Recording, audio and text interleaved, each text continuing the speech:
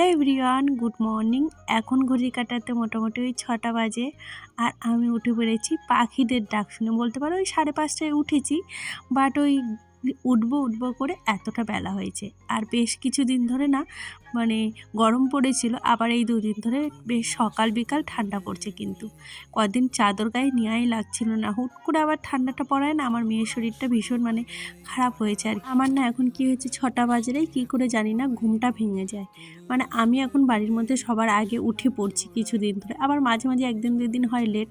আমি যেদিন সকাল সকাল উঠি সেদিন উঠোনে ছড়াঝাট আমিই দিই, আর দিদি যেদিন ওঠে দিদিই দেয়। তো আমি যেদিন উঠি দিদির আর করা লাগে না। আর আজকে একটু ছড়াটা না বেশিই দিয়েছে। কদিন ধরে ভাবছি উঠোনটা লেপবো, কিন্তু অনেকটা গোবর লাগবে জানো তো, তার জন্য আর লেপা হচ্ছে না। আর একার পক্ষে সম্ভবও না। আর যেদিন ওর ডিউটি থাকবে না ভেবেছি একদিন লেপবো। কী বলো তো, ওই ডিউটি থাকলে না এই সমস্ত করে, আনিশার স্কুল থাকলে হয় না। আর ওইদিকে আমি দেখো উঠোনটা ঝাড় দিয়ে, আর রাতে কিছুটা থালা বাসন ছিল আর কিছুটা মেজে রেখেছিলাম, সেগুলো মেজে জল ভরে করে জল দিয়েছে। আর এখন ঘরটা মুছে নিচ্ছি। সকালবেলা যদি এনার্জির সাথে কাজ শুরু করা হয় না, দেখবে আগের থেকে টার্গেট করে নিই যে এটার পর এটা করব, এটার পর এটা করব, তাহলে খুব তাড়াতাড়ি কাজটা শেষ হয়ে যায়। দুঃখের বিষয় একটাই, আমার ওই মেয়েকে আনতে গিয়ে 1-1.5 ঘন্টা কেটে যায়, না হলে আমার ওই 12:30 1টার মধ্যে স্নান হয়ে যায়। কিন্তু মাঝে মধ্যে ওই দেরি হয়ে যায়, কী আর করব। যাই হোক, এদিকে সকালবেলা আনিশার টিফিনের জন্য বসিয়ে দিয়েছি ম্যাগি, আর এদিকে চা। তো আমার না দুধ চা খাওয়ার ভীষণ নেশা হয়েছে। কি করব বলো, ইচ্ছা করে ছেড়ে দিতে, বাট ওই মনটা একদমই সায় দেয় না। ভাবি ছাড়বো আর ছাড়াই হয় না। আর আমার মেয়েকে ম্যাগি একদম শুকনো শুকনো করে দিই যাতে পড়ে না যায়, আর এটা গার্ডার দিয়ে আটকে দিই। আর এই যে আমার মেয়েকে টেনে তুলে ওকে আবার রেডি করতে তো কিছুটা টাইম লাগেই। বাচ্চা মানুষ ঘুম থেকে উঠতে চায় না। তো ওর স্কুল 8টায় ভাগ্যিস, না হলে ওর আরও কষ্ট হতো। যদিও বেশি একটা গরম পড়লে আরেকটু বড় হলে দিন, তখনও ওদের 7টা থেকে স্কুল হবে।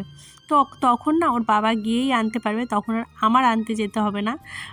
এই টাইমটা যদি আমি বাড়িতে থেকে, আমার তো ভীষণ ভালো লাগে, কেননা তাড়াতাড়ি সব কাজ করে স্নান করতে পারি। আর পুজোটা দেওয়া হলো মেন। আর আমি তো এখন কিছুদিন পুজো দিতে পারছি না, তোমরা বুঝতেই পারছো কী কারণে। যাই হোক, এইদিকে মা না কিছু হাঁসের ডিম দিয়েছিল, কিছু বলতে কি 3টেই দিয়েছিল। আর এই 3টেই আজকে রান্না করব। আর আজকে বিছানা টিছানা তোলা তোমাদের সাথে শেয়ার করলাম না, তাই আজকে একদম পুরো রান্নাঘর থেকে শুরু করেছি। আর আজকে রান্না করতে করতেই কোথা থেকে দিন কেটে গেছে। আর তাড়াতাড়ি করে না আজকে আনিশার স্কুলে যাওয়ার আগে আমি বারান্দাটা মুছে দিয়েছি। আর কি বলো তো, সকালবেলাও কিছুটা কাছাকাছি করে দিয়েছি, আবার ভেবেছি বেলা হলে কাছাকাছি করব। আর এইদিকে পিসি এসেছিলো, পিসি কিছু সিম নিয়ে এসেছিলো, সেগুলো খাওয়াই হচ্ছে না। লাউর খোসা ছিল, সব কিছু দিয়ে একসাথে আলু দিয়ে ভাজলাম। এই ভাজাটা আমাদের বাড়ি সবাই খায়। অনেক কিছু ধরো খোসা বা কিছু দিয়ে ভাজা, এগুলো আমারও ভীষণ ভালো লাগে। একটু কালো জিরে ফোড়ন দিই। আর সত্যি কথা বলতে কি, যেই জিনিসটা অনেক দিন ধরে খাবে না, সেই জিনিসটা কেমন লাগবে। আমি হাঁসের ডিম আগে অনেক খেয়েছি, কিন্তু এবারে খাওয়ার সময় কেমন যে একটু লাগছিল, কি বলবো। আমার একটু কুসুমটাই ভালো লেগেছিলো, আর ভালো লাগছিল না, কেমন যেন মনের ভিতর লাগছিল। একটা জিনিস অনেক দিন খাওয়া বন্ধ করলে না, তারপরে তার প্রতি একটু ভক্তি চলে যায় আর কি। যাই হোক, কে কে হাঁসের ডিম ভালো খাও কমেন্ট করে জানিও। আর আমি আজকে সেরকম একটা রান্না করব না ভেবেছিলাম, বাট করবো না করে ওই 3 ভাগে হয়েই যায় আমার প্রতিদিন। আর আজ আমি না সিলেবাটেই রান্না করি। আর এইদিকে কিছুটা কালকে এর আগের দিন মা কিছুটা আর কি কী যেন বলে, এটা কুমড়োর খোসা রেখে দিয়েছিল, তো সেটা আর খাওয়া হচ্ছিল না। আজকে ভাবলাম বেটে খেয়ে নিই আর কি। তো এই বাটাবুটি তো আমি সব থেকে বেশি ভালো খাই, ওইটা হলে আমার 1 থালা ভাত খাওয়া হয়ে যায়, আর কিছু লাগে না আর কি। আর এদিকে আমার ডিমের ঝোলও কমপ্লিট হয়ে গেছে। আর এই যে আনিশাকে নিয়ে এসে এখন না হুট করে রান্নাঘর গোছাতে গিয়ে কিছু এদিক ওদিক ছিল, আমার কেই জানি না মনে হলো যে এই কোটোগুলো অনেক দিন ধরে খুব বেশি একটা নোংরা হয়নি, তার জন্য সব বের করে ধুচ্ছি না। আর যেটা না আমি ফুরিয়ে যাই সঙ্গে সঙ্গে কী করি, সেটা আমি একদম ক্লিন করে ধুয়ে নিই, ভেতরটা। আর তার জন্য এই যে এর ভেতরে রয়েছে সেগুলো আর ঢাললাম না। তাহলে বেশি টাইম লাগবে, আর খুব একটা নোংরাও হয়নি। মাঝে মাঝে একটু পরিষ্কার করলে না বেশ নিজের কাছে ভালো লাগে।